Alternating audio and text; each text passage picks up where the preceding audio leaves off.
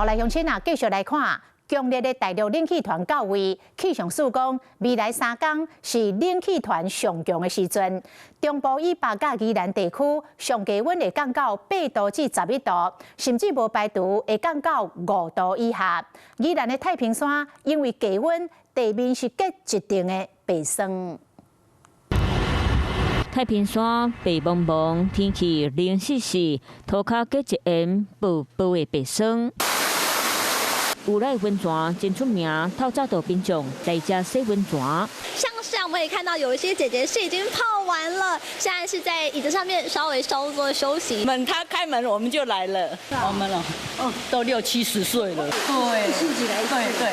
透早洗温泉，就是因为强烈大陆冷气团扫来，气温流落来。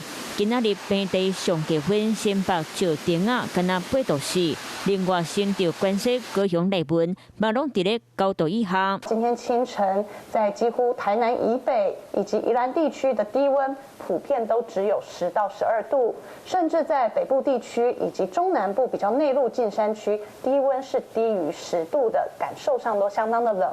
而在花东地区以及高屏地区，低温也都低于14度。若要好天，就爱搁等。根据中央气象署讲，拜3、拜4，预计北台湾嘛是会搁起这么冷，最高温恐行干那15度。到拜5、拜6，预计冷空气减弱，不过透早受到辐射冷却影响，而个暝温差嘛是会差真多。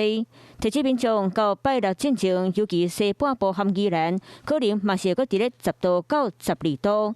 直到后礼拜一过，气温再回升，提醒民众加套一领衫，通去感冒着。Hello， 我是雷亚，想要抢先掌握最及时的新闻资讯吗？赶快订阅、按赞、开启小铃铛，锁定华视新闻 YouTube 频道。